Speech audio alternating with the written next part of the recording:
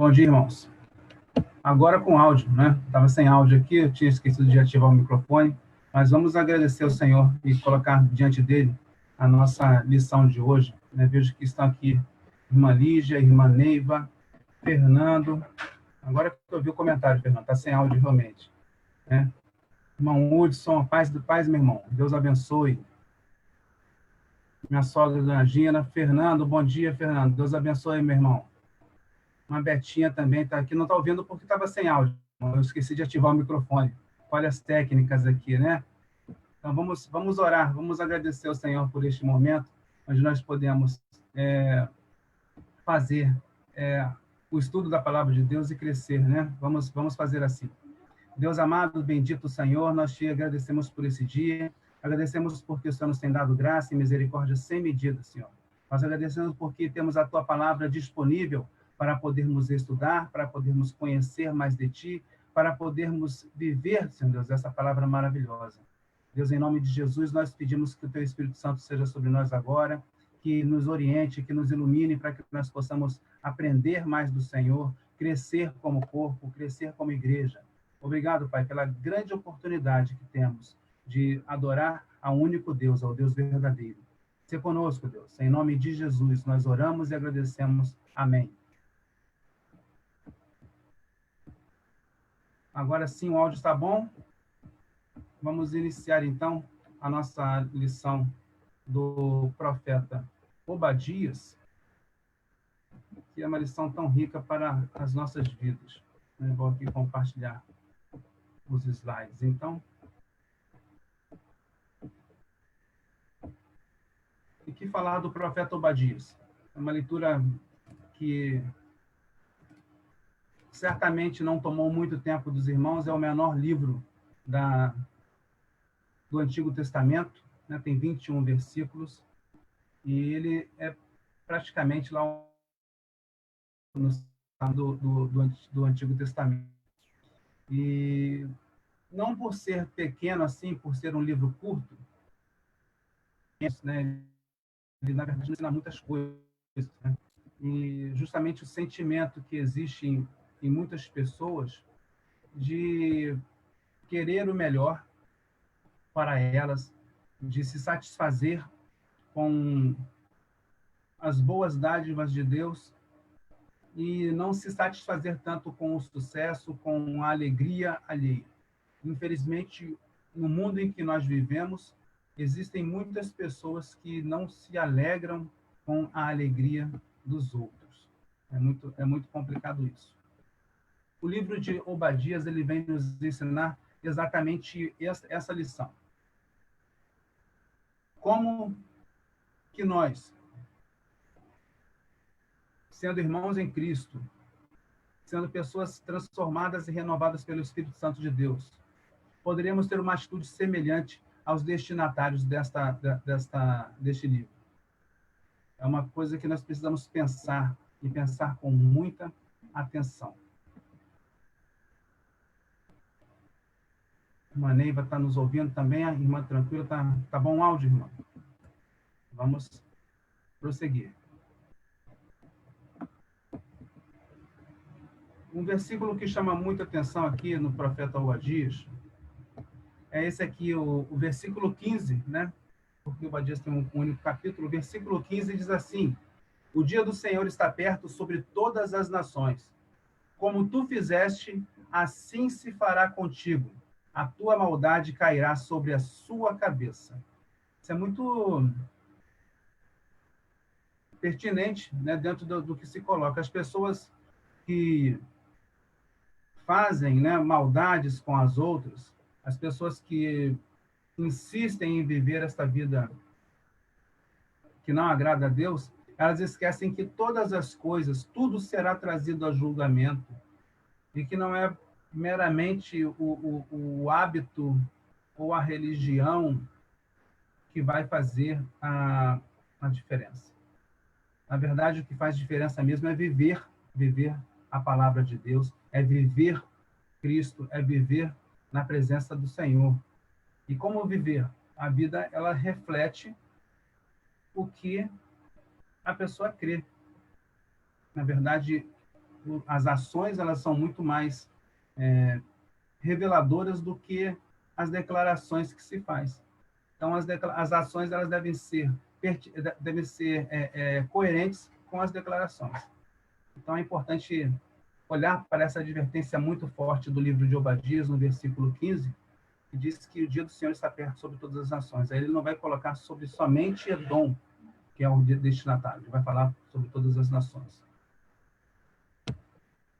Olhando aqui para o cenário de Obadias, para a gente relembrar um pouco o que acontecia, e eu vou partir do pressuposto de que Obadias é um livro escrito em um tempo mais recuado. Há muitas pessoas que creem que Obadias ele tenha sido escrito ali na época da invasão, né, da Babilônia, no período logo subsequente ao êxodo, né, ao cativeiro. E talvez até Obadias fosse um dos cativos. Eu, particularmente, eu concordo com a opinião que Obadias ele é um livro mais recuado, escrito lá no século 9, ali, né, antes de Cristo, ali, 848, 845. Então, o cenário que se coloca é esse aí, né? Jeorão é um iníquo, ele sucede seu pai Josafá, que foi um rei piedoso em Judá. Casa com Atalia, que é filha de Acabe e Jezabel. Então, imagine como é que está o ambiente político deste reino de Judá, né? Onde Obadias provavelmente viveu ali. Edom se revolta contra Judá, então existe um relacionamento conflituoso, né? Judá ele havia tomado Edom, né, como um reino vassalo, vamos dizer assim, e nessa época aí Edom se revolta contra Judá e consegue uma independência. Também existiu o fato de que filisteus e árabes se uniram para pilhar a casa do rei. Houve um saque forte no palácio real e levaram ali bens, né? Mataram filhos, mataram esposas, porque o rei tinha várias esposas. Então, é um acontecimento que mostra aí o ápice de um relacionamento realmente conflituoso entre essas nações. O culto a Baal, ele é um culto permitido por Obadias em Israel. Deixa eu somente fazer um ajuste aqui na conexão. Eu percebi que não está na conexão que gostaria. Todos estão ouvindo bem nesse momento? Eu tenho que saber se todos estão ouvindo bem, porque a gente deveria estar na conexão aqui de... Vamos ajustar. Sim, sim.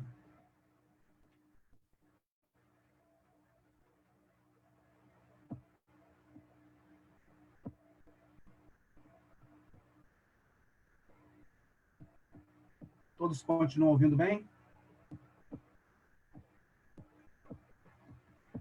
Se você está ouvindo, dê um joinha só para eu saber aqui. Tá bom, irmã Lígia? Tive que alterar aqui a conexão. Estava no Wi-Fi, botei para o cabo, fica melhor. Então, a gente não tem muitos cortes aí. Obrigado, gente. Então, no ambiente religioso, o culto a Baal é permitido pelo rei. Uma lástima. Jeorão é um rei iníquo, como eu falei, é um rei que ele é ímpio. Ele sucedeu Josafá, que é o seu pai, que é um pai piedoso, mas casou com Atalia, filha de Acabe. Então, Acabe e Jezabel, eles eram Jezabel era adoradora de Baal, e aí, por influência da sua esposa iníqua, ele também permite o culto a Baal, afrontando ao Deus verdadeiro, né? De notar que Elias e Eliseu, os profetas, são contemporâneos de Obadias, né? Eles estão em Israel, mas eles são contemporâneos de Obadias. E Elias também adverte a Jeorão por carta sobre o julgamento especial do Senhor. Esse é um trecho interessante do texto sagrado, porque é a única carta que Elias ele escreve para Jeorão, advertindo que o julgamento do Senhor viria brevemente. Então, é um registro muito importante que nós temos lá no livro de segundo Crônicas. Quem é o profeta Obadias? O profeta Obadias, seu nome é Obadia, né? Significa ou um adorador de Javé, né? Jeová, Yavé, como nós falamos, ou o servo de Javé. Então, o nome dele significa que ele é um adorador ou um servo de Jeová, do Deus vivo e verdadeiro, um adorador do Senhor. Então, é uma pessoa que ele se revela. Nós não sabemos muita coisa a respeito do profeta, nós não temos o nome do pai, nós não temos datas ali que nos permitam localizar o livro, né? É um nome comum no Antigo Testamento, nós temos pelo menos 12 ocorrências do nome Obadias no Antigo Testamento, em várias épocas ali, né? Inclusive um dos servos de Acabe, né? Ele era, o nome dele era Obadias, e aí muitas pessoas na tradição, né, judaica dizem que esse mordomo, né, esse servo lá de Acabe, seria o profeta Obadias, né, mas a gente não consegue tirar uma conclusão de quem é Obadias, quem é este Obadias que escreve a profecia. Nós não temos como afirmar, seria do campo da opinião aí, né, de apenas uma elucubração realmente, mas nós não temos como saber quem é o Obadias que escreve. O que importa é a mensagem que ele deixou, e sendo ele servo do Senhor, servo do Deus Altíssimo, ele se encobre, então, para conseguir mostrar a sua mensagem. Isso é muito interessante. O que importa mesmo é a mensagem de Deus e não quem está transmitindo. Isso aí, para mim, já dá um forte indício do propósito e do caráter deste homem. O seu ministério foi em cerca de 848 a.C., ali, como eu já disse. Eu aceito essa data mais recuada, não datas mais recentes, tá? Eu vou colocar mais à frente por que eu aceito essa data mais recuada. Então, em Judá, Jeorão, né, era o rei, né, e Acasias depois sucedeu, e em Israel, Jorão é o rei em Israel. Então, esse é o ambiente aí do profeta Obadias. Se vocês tiverem alguma pergunta, alguma dúvida, podem colocar aqui no Facebook, né? Se você quiser entrar no Zoom também, você pode entrar no Zoom e a gente conversa aqui ao vivo. Você pode fazer sua pergunta de viva voz, né? Qual é a mensagem de Obadias, então? Vamos ver aqui a mensagem de Obadias. Deixa eu voltar um pouquinho, que pulou aqui o slide. Mas qual é a mensagem de Obadias? Primeiro, é uma visão do Senhor, é claro, é visão do Senhor, não é a opinião dele, não é o que ele quis dizer.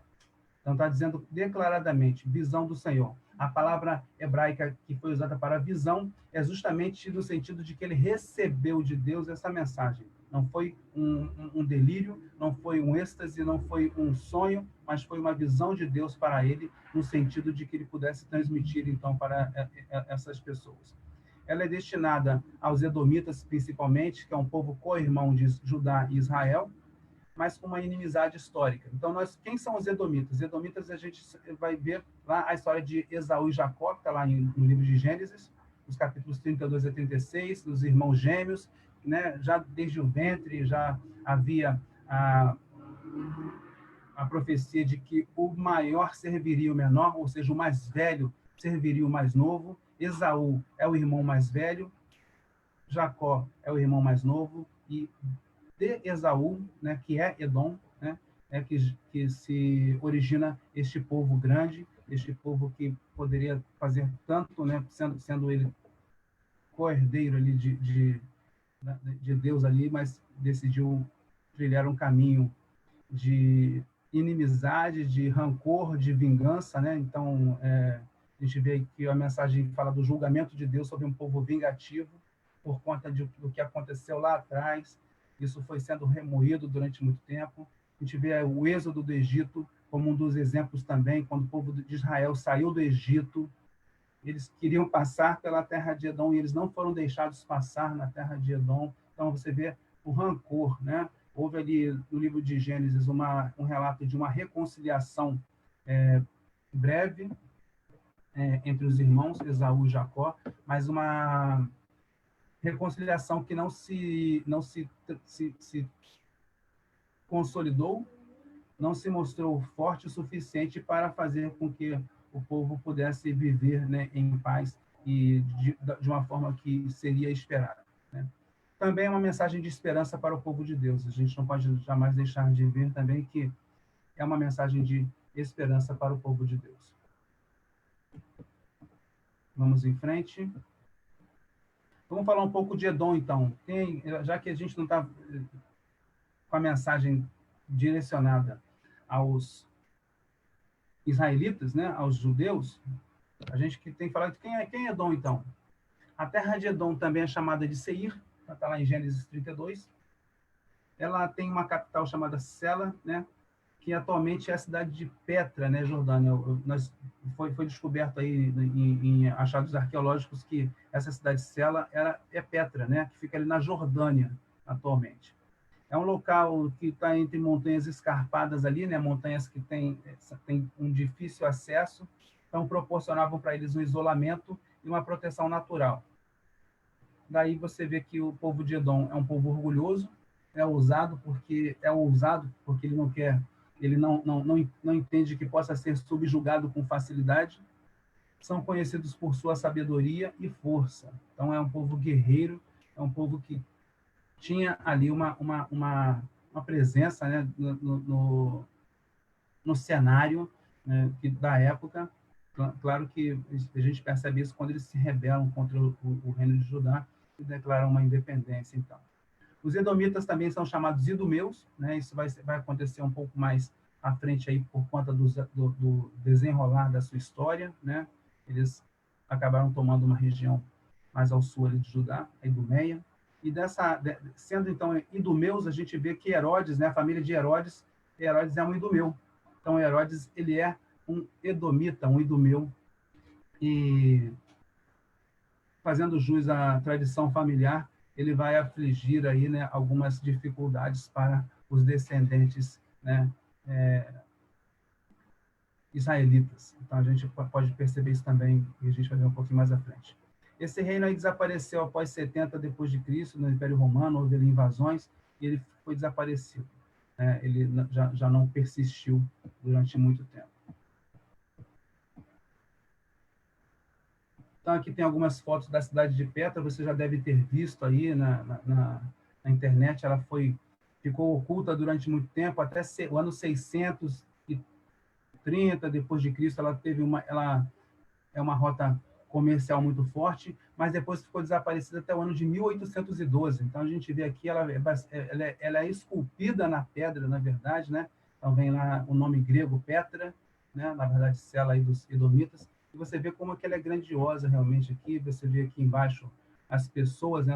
É um ponto turístico, obviamente, na Jordânia, né? Resistiu aí ao tempo e mostra que ela tem uma beleza muito diferente, porque ela é construída em arenito, né? Então ela é avermelhada, ela, de acordo com o horário do dia, ela mostra cores aí muito marcantes aí para o vermelho, para o rosa. Então é uma grande beleza natural, né? Até a Unesco considerou que Petra é uma das novas 7 maravilhas do mundo moderno aí, né? Então está se colocando aí a beleza da cidade, mas para a gente saber um pouco do contexto dos edomitas aí, a sua cidade, né? O que existe de registro. A gente tem aqui um breve relato dessa inimizade histórica entre Edom e Israel. Então, começando lá em 1406 a.C., mais ou menos, é a data ali, né, onde Edom recusou a passagem de Israel a caminho de Canaã. Está lá em Números, capítulo 20, né, de 14 a 21, e também em Deuteronômio, capítulo 2, versículo 5. Em 992 a.C., você vai ver que Davi conquistou Edom, matando a maioria dos homens. Então já é um revide aí. 2 Samuel 8:13, 1 Reis 11:15. Em 845, e aí aqui eu vou colocar a minha opinião de que realmente Obadias foi escrito nessa época, foi onde Edom e Filístia pilharam Judá. Segundo Crônicas 21, versículos 16 e 17. Mostra ali que houve uma pilhagem que Edom participou dessa pilhagem, né? Jerusalém, capital de Judá, ela foi invadida, pilhada ali por 2 vezes ali, uma nessa época aqui em 845 e outra em 586, que foi quando Nabucodonosor invadiu. Não existe evidência de que os edomitas participaram dessa invasão ali junto com Nabucodonosor. Então eu creio que realmente o texto de Obadias esteja falando desta parte aqui de 845 a.C. Em 785, Amazias atacou Edom, matando 20 mil homens. Você vê que existe sempre a questão do revide, é complicado, né? 586, Edom ajudou Babilônia a destruir Jerusalém e estabeleceu-se na parte sul de Judá. Salmo 137, Ezequiel 25, 12. Em 300 a.C., cidades e territórios de Edom foram tomados pelos árabes nabateus e os edomitas foram levados para o centro e para o sul de Judá. Em 165 a.C., Judas Macabeu tomou Hebrom, que tinha se tornado capital dos edomitas. 126 a.C., João Hircano subjugou os edomitas, chamados idumeus, né? Aí que eles começam a ser chamados idumeus, forçando-os a circuncidar-se como judeus. Eles foram feitos judeus à força. Então, quer dizer que a animosidade, a raiva deles só vai aumentando com o tempo. Em 40 a.C., Herodes o Grande, que é um idumeu, tornou-se rei da Palestina, conquistando Jerusalém em 37 a.C. Em 70, os edomitas aliaram-se aos romanos para destruir e arruinar Jerusalém. E com a queda dessa cidade, eles desapareceram da história, sendo assimilados pelos árabes nabateus do sul de Judá. Então, é um histórico realmente de inimizade, é um histórico de revides, é um histórico de tristeza, porque são povos que têm a mesma origem, né? Então, nós vemos hoje, obviamente, que o que acontece no Oriente Médio ali, por conta dos árabes ali, dos israelenses, né, hoje, é muito desse conflito aqui de gerações, por conta daquela venda do direito de primogenitura que foi feita lá atrás, por conta da bênção que foi roubada de Esaú por Jacó. Então, houve consequências aí para toda uma vida. É muito, muito difícil ver isso realmente. Seguindo, então, vamos falar do livro de Obadias. O livro de Obadias, ele, sendo curto, ele ainda assim pode ser dividido em 3 partes principais. Primeiramente, fala da futura destruição de Edom, dos versículos 1 até o 9. Ele vai mostrar o que vai acontecer, então, com Edom, né? E que, de fato, aconteceu, como nós acabamos de ver. A causa desse julgamento de Edom, dos versículos 10 a 14, e o futuro dia do Senhor, dos versículos 15 a 21. A primeira parte do livro fala exatamente da destruição de Edom. Então, fala aí dessa destruição de uma cidade forte, como eu disse. A localização da capital deles era muito privilegiada geograficamente. Eles tinham ali as montanhas ao redor, tinham uma dificuldade de acesso.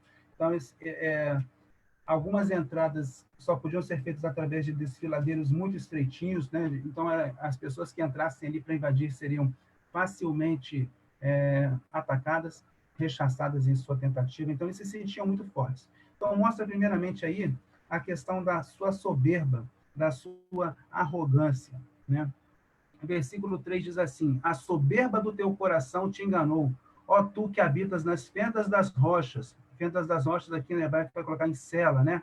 Na tua alta morada, que dizes no teu coração: quem me derrubará em terra? Então, uma arrogância, uma soberba muito grande, no sentido de que eles diziam, os edomitas, ao seu próprio coração: quem pode me derrubar em terra? Quem poderia me subjugar? Ninguém poderia, eles achavam. Era o que acontecia aí, por conta disso aí. Essa cidade forte, então, seria destruída, né? O versículo 4 diz assim: embora te eleves como águia e ponhas o teu ninho entre as estrelas, dali te derrubarei, diz o Senhor. Então, eles tinham uma falsa segurança, né? Como vocês colocaram, eles estavam elevados, tinham um alto conceito deles mesmos.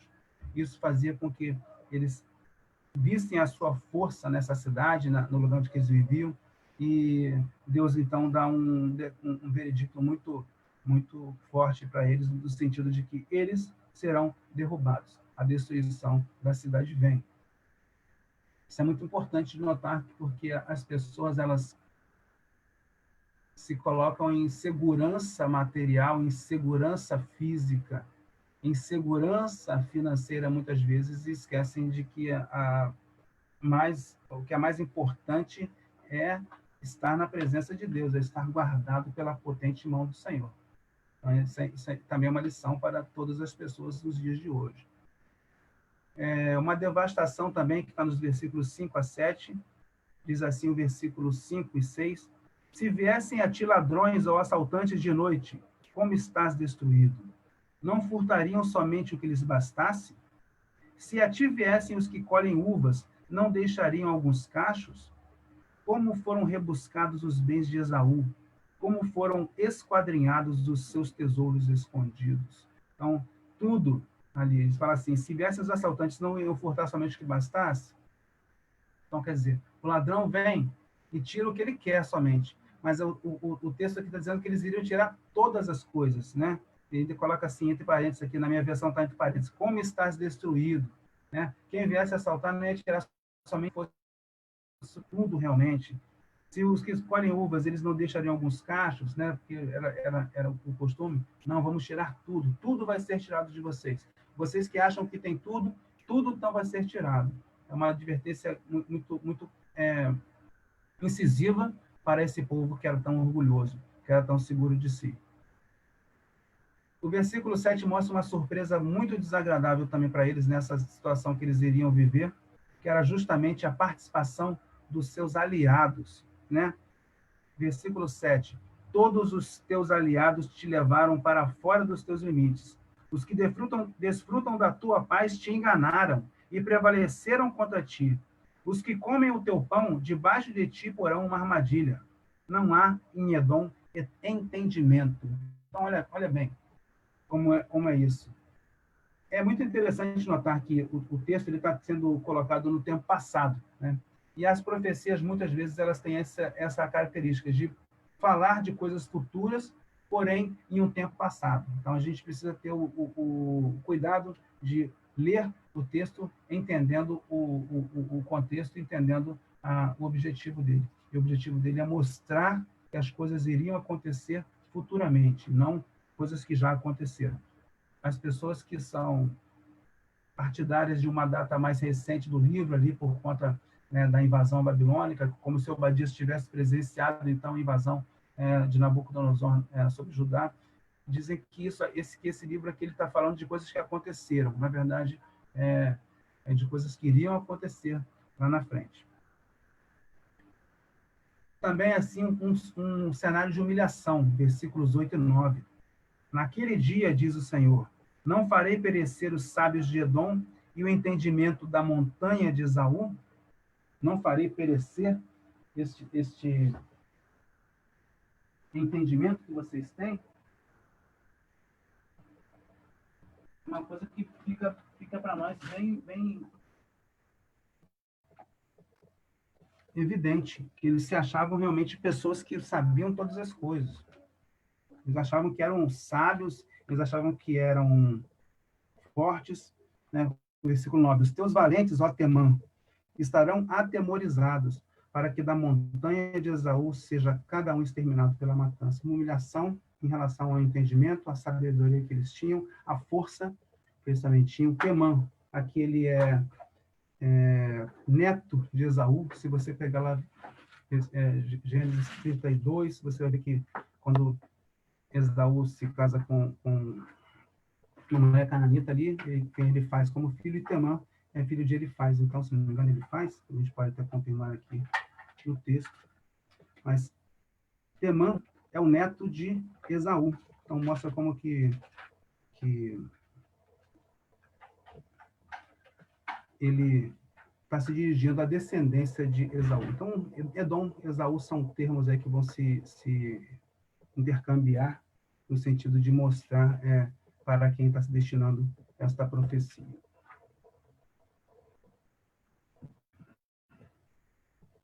Vamos em frente, então. Pede o mouse. Segunda parte do livro fala da causa do julgamento de Edom. Então, já a gente viu na primeira parte tudo que iria acontecer, a humilhação, a devastação, a pilhagem, né, a destruição total, de forma que não houvesse mais a pedra sobre pedra, vamos dizer ali, né, numa alusão aí à sua força.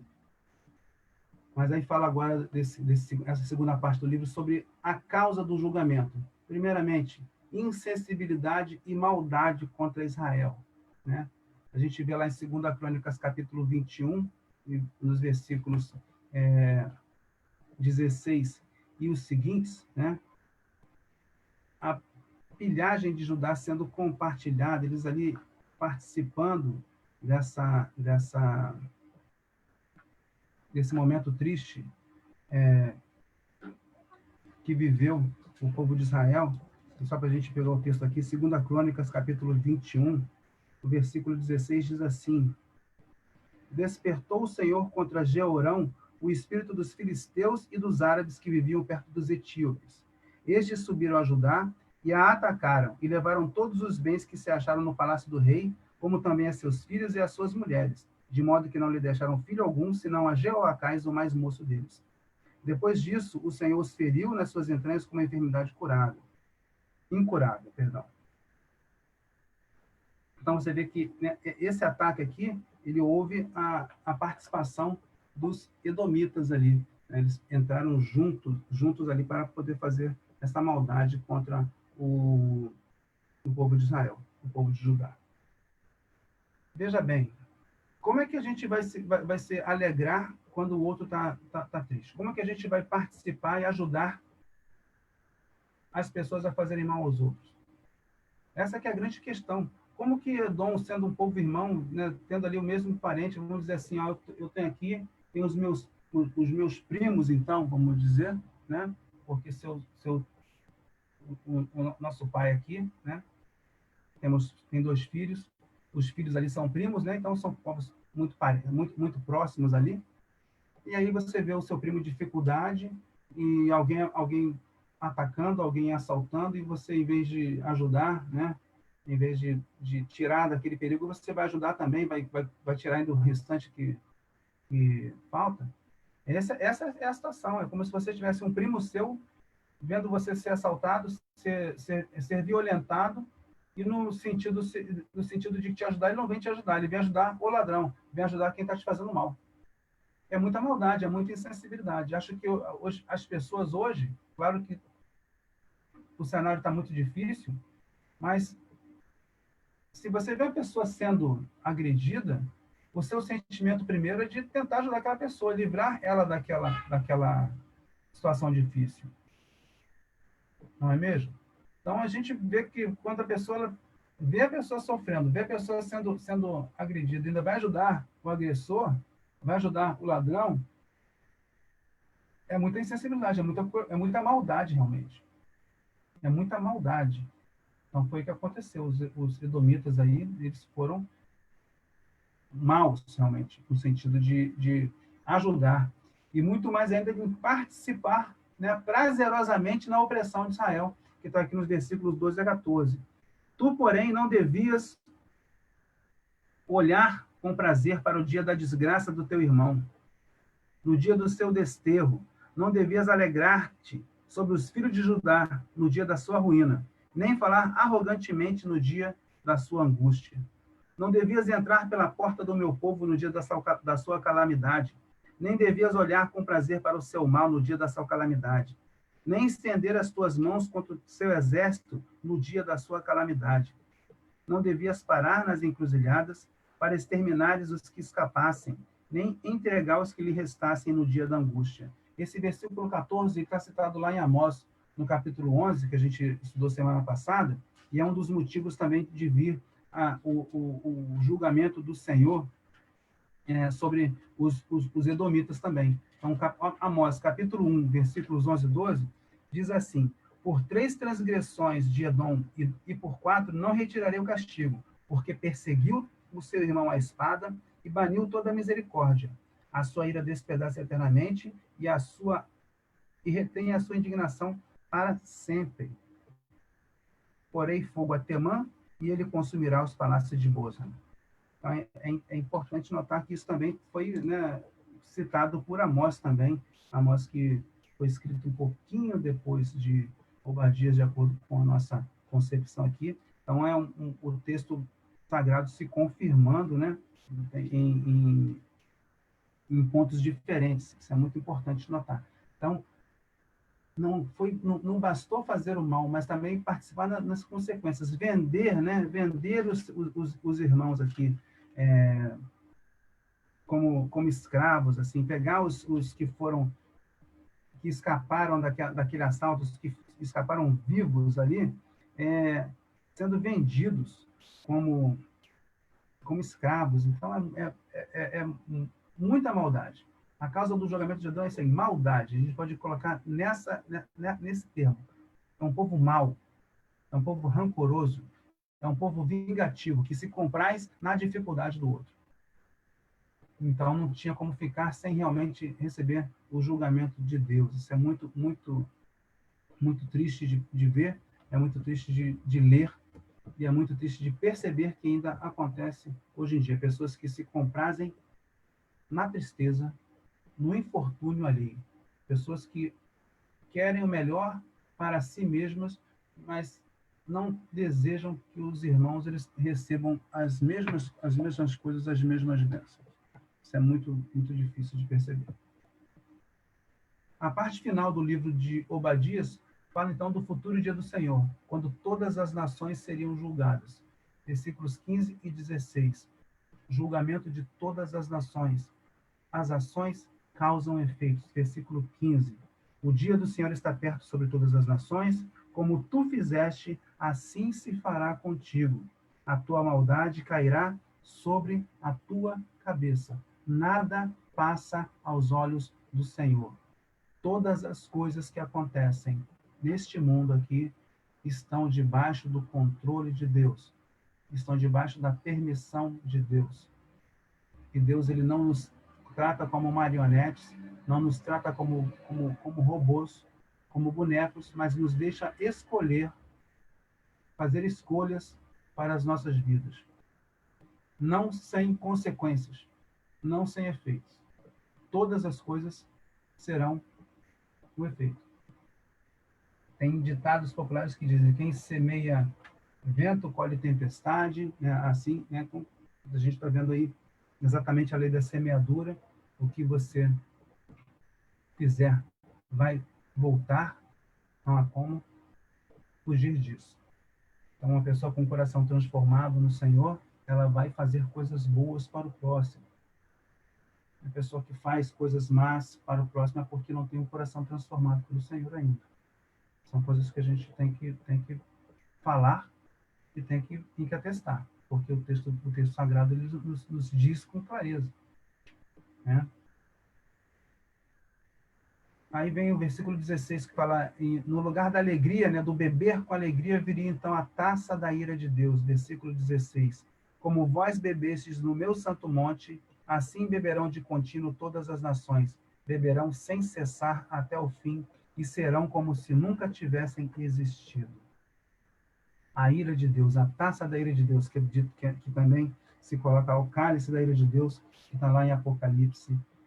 É isso que vem sobre as nações que recalcitram, né, que insistem em maldade, que insistem em não se arrepender, em não se converter a Deus, em não crer que Deus é um Deus de amor e é um Deus de justiça. Que as suas maldades vão ficar impunes o tempo inteiro.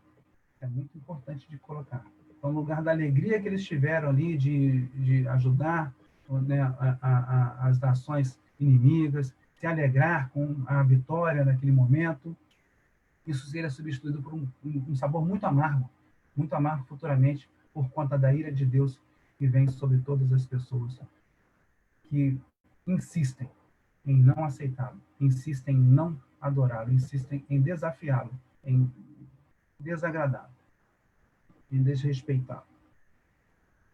Versículos 17 a 20 falam então da futura libertação de Israel, e aí mostra um contraste, então, depois do exílio babilônico, né, o que aconteceria lá na frente, tanto de Judá quanto de Edom, né? Então, versículos 17 a 20. No monte de Sião, porém, haverá livramento, e ele será santo, e os da casa de Jacó possuirão as suas heranças. A casa de Jacó será fogo, e a casa de José chama. A casa de Esaú, palha, e aqueles se acenderão contra eles e os consumirão. Não haverá sobrevivente da casa de Esaú. O Senhor o disse. Versículo 18, o final diz aqui: o Senhor o disse. Obadias coloca então aqui uma profecia contra o povo de Edom, o levantamento dessa nação que estava sendo oprimida há séculos pelos edomitas, suportando as suas maldades, sofrendo as consequências, pagando com vidas, pagando com o infortúnio de cada dia, que lá na frente haveria, então, a, a justa retribuição, não da parte deles mesmos, mas da parte de Deus. Isso é que importa. Deus é que dá a restituição. Deus é que dá a sentença. Deus é que cumpre a sentença. Não somos nós que cumprimos. Talvez você esteja passando por momentos de dificuldade. Talvez você esteja passando por momentos de opressão. Talvez você esteja passando por momentos de tristeza com pessoas que deveriam estar te alegrando. Pessoas que deveriam estar te ajudando por vínculo de sangue, por vínculo de fé. E às vezes não é o que acontece. Infelizmente, nós precisamos ter a consciência de fazer um autoexame de que dentro da igreja existe muito ainda dessa atitude edomita. Irmãos que não amam seus irmãos verdadeiramente e que desejam o melhor para si mesmos, mas não para os irmãos. Irmãos que atacam outros irmãos. Uma conversa ruim, uma atitude ruim. A correção das atitudes ruins deve ser feita em amor, e não com a mesma moeda, não com a mesma palha. Então é importante notar que, no final das contas, pode acontecer isso aqui. Deus é que dá a restituição. Deus é que vai libertar. Deus é que vai consertar todas as coisas. O Senhor o disse, versículo 18. O Senhor o disse. O Senhor vai fazer. Versículo 19, nós vemos então a restituição das terras que tinham sido tomadas, né, pelos povos aí, né? Os do Negueb possuirão o monte de Esaú e os das planícies os filisteus. Possuirão também os campos de Efraim e Samaria, e Benjamim possuirá a Gileade. Os cativos do exército dos filhos de Israel, que estão em Canaã, possuirão até Sarepta. Os cativos de Jerusalém, que estão em Sefarade, possuirão as cidades do Negueb. Então, uma restrição territorial que aconteceria lá depois que Zorobabel trouxe os exilados da Babilônia. Eles retomarem aquela terra que tinha sido tirada deles. Eles terem, então, uma restrição não somente, né, espiritual, como também material, também física, que aconteceria lá na frente. Então, mostra também o momento da história que viria por acontecer. O Negueb, que fora tomado pelos edomitas, Sarepta, que fora tomado pelos filisteus, e Efraim, tomado pelos samaritanos, seriam então restituídos aos judeus ali, ao povo de Judá. Então, é importante notar que quando o Senhor vem para julgar, todas as coisas são colocadas no lugar. A cada um é dado o que é seu. Isso é o que fica aqui. Ninguém vai ficar com o que é do outro. Ninguém vai ficar, né, desfrutando do que não é seu. Então, ninguém vai ficar em alegria quando não merece esta alegria. Ninguém vai ficar em prosperidade quando não merece a prosperidade. Ninguém vai viver eternamente feliz quando não esteve se humilhando debaixo de Deus. Ficam essas lições aí. E, por fim, nós vemos o versículo 21, o supremo reino do Senhor. Subirão salvadores ao monte de Sião para julgarem as montanhas de Esaú, e o reino será do Senhor. Subirão salvadores ao monte de Sião para julgarem as montanhas de Esaú. Então, o monte de Sião e as montanhas de Esaú mostram aí o contraste entre as pessoas que se colocam numa posição de desobediência, pessoas que se colocam numa posição de insistência na maldade, insistência no afastamento de Deus, e o Monte de Sião representa, então, a igreja do Senhor, a igreja que verdadeiramente é convertida, a igreja que faz a vontade de Deus, a igreja, então, que pela sua justiça que foi colocada por Deus, né? Deus nos justificou em Cristo, ela faz com que nós, então, possamos julgar este mundo. O mundo será julgado através da justiça de Deus que se mostra em nossas vidas a cada dia, porque nós não seríamos nada se o Senhor não tivesse nos justificado. E no final das contas, o Senhor é que vai reinar. O reino será do Senhor. Não o reino terreno, mas o reino eterno. O reino eterno é do Senhor. E todos irão desfrutar desse reino. Você que já aceitou o Senhor, você que já confessou Jesus como Salvador, você que foi transformado pelo Espírito Santo de Deus, você estará vivendo, então, nesse supremo reino do Senhor, que será eterno, que não pode ser destruído e é incomparável do ponto de vista humano.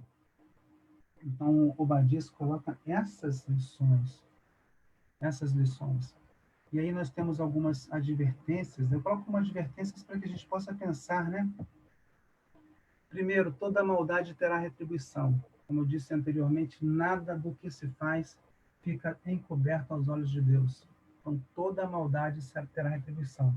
Da mesma forma também, tudo o que é feito na presença de Deus, tudo que agrada ao Senhor também, né, será retribuído dessa forma. Mas aqui, como a gente está falando dos edomitas e da maldade que eles praticaram contra os seus irmãos, co-irmãos ali, né, um povo muito próximo, também se coloca para as pessoas hoje pensarem que tudo que se faz de mal para os outros vai ter uma retribuição. Não há como fugir da justiça de Deus.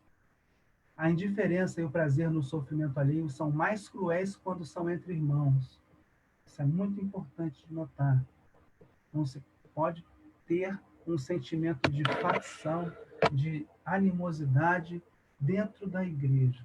Não se pode ter um sentimento onde as dificuldades existentes e naturais no nosso meio, porque somos pessoas imperfeitas, somos pessoas pecadoras ainda diante de um processo de santificação diário, e achar que existe em nós mais justiça do que no nosso irmão. Não pode haver esse sentimento. Não pode ter prazer quando a pessoa sofre por conta da sua teimosia, vamos dizer assim. Que todos nós estamos sujeitos a passar por esse momento de sermos teimosos, de sermos desobedientes e sofremos as consequências.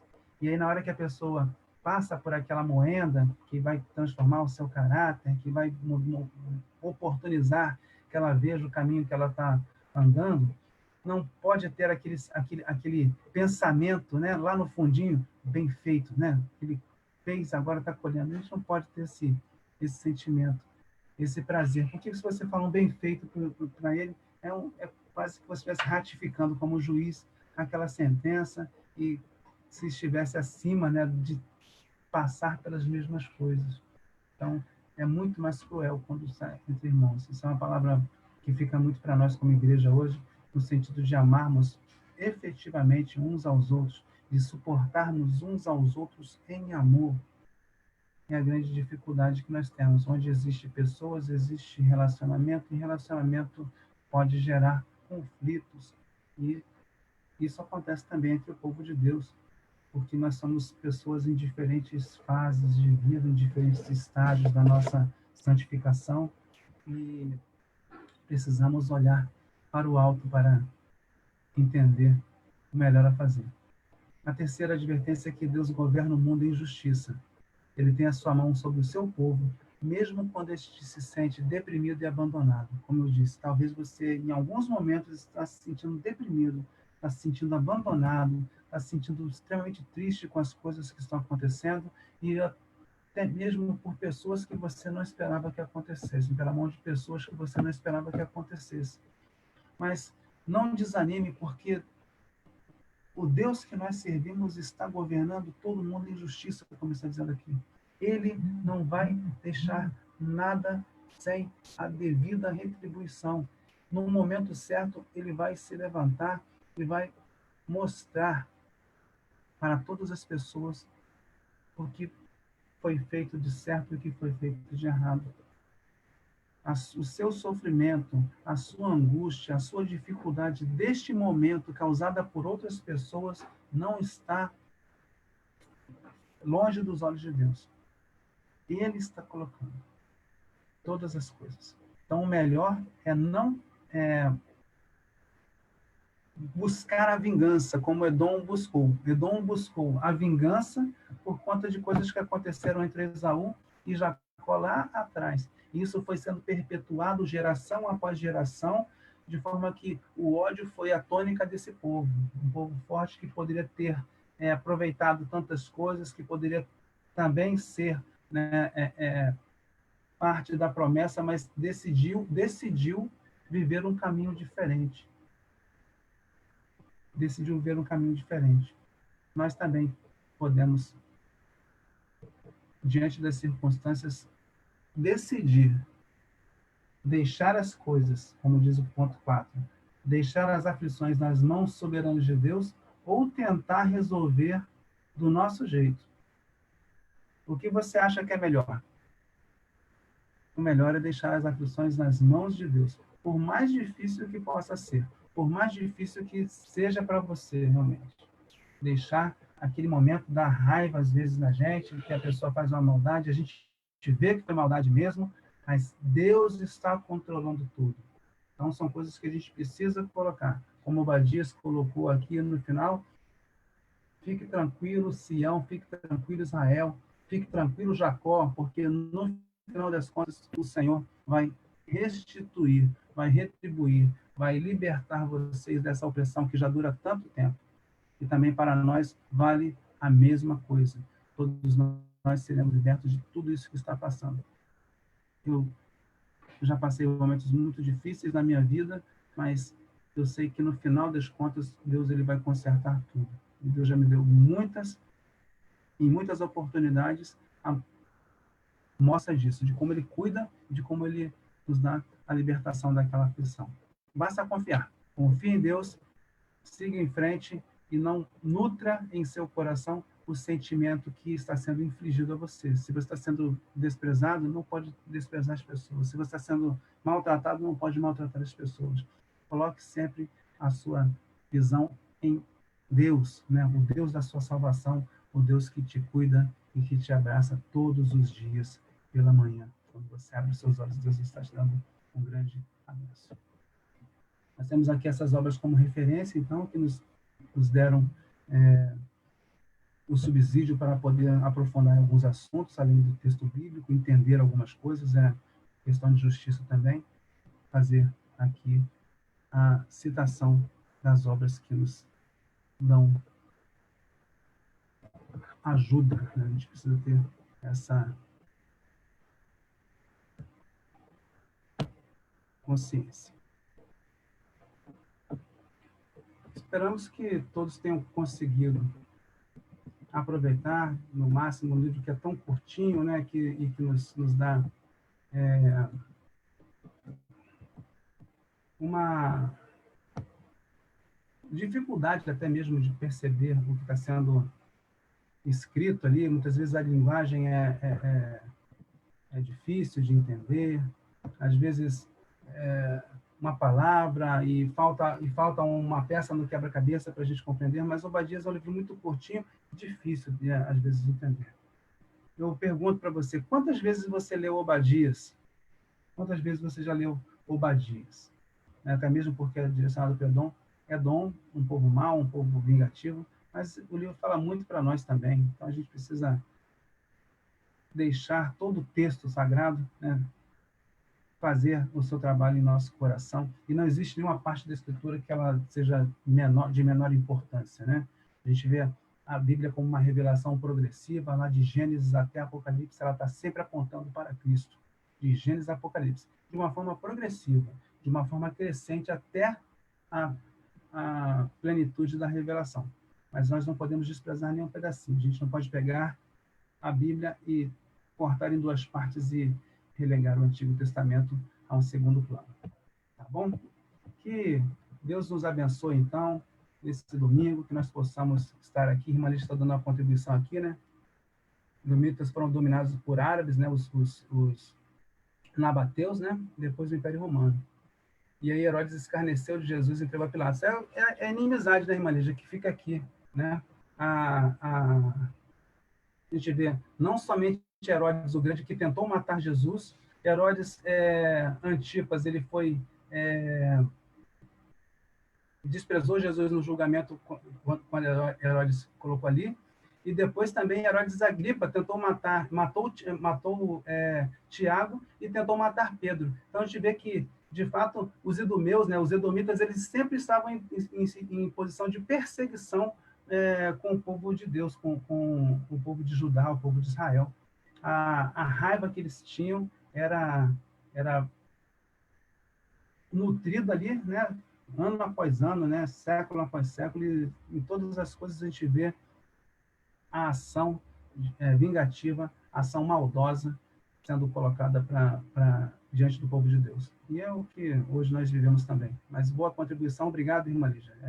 É sempre bom a gente colocar o retorno de que quem semeia o mal é implacável. E só pode semear o mal quem não está verdadeiramente em Cristo. Se a pessoa está em Cristo, ela é nova criatura, né? E ela não vai mais passar por essa situação de semear o mal. Mas ótima contribuição. Muito obrigado, irmã Lígia, por estar conosco também, dando essa conclusão tão importante também aqui no final. Não tinha falado aqui com a irmã Helenita ainda, a irmã Eni também, né? Que também entrou, tia Jane também entrou aqui. Muito bom ter vocês aqui conosco, né? Que Deus abençoe o dia, né, de hoje e que nós possamos estar à noite, né, para mais um culto, né? Vamos orar para encerrar esse momento e em seguida estaremos encerrando essa transmissão. Muito obrigado, Senhor Deus, pela lição de hoje. Obrigado, Deus, pelo que nós podemos aprender do livro do profeta Obadias, Senhor Deus. Dessas lições que são tão fortes para nós no sentido de mostrar pessoas que se apegam a um sentimento de vingança, a um sentimento de rancor e não conseguem seguir a sua vida, desfrutar o melhor do Senhor. Que nós estejamos como novas criaturas em Cristo, a cada dia avançando em amor, avançando em crescimento na tua direção, Pai. E que todas essas coisas que estão sendo colocadas aqui sejam para nós advertências de que pessoas que não aceitam o Senhor, elas têm unicamente à sua frente a justiça do Senhor sendo colocada sobre a vida delas. E isso será sobre todas as pessoas. A justiça, ela dá a quem merece a sua paga de acordo com as suas ações. As ações que são dadas para nós de acordo com o que o Espírito Santo nos move. Muito obrigado, Deus, porque o Senhor é muito bom e nos permite estudar a tua palavra. Que os nossos irmãos tenham também sido edificados e abençoados como eu fui ao estudar esta palavra. Dá-nos um domingo abençoado na tua presença, dá-nos um domingo tranquilo, de paz, e que à noite nós possamos estar juntos para adorá-lo, para louvar o teu nome e para ouvir a tua voz.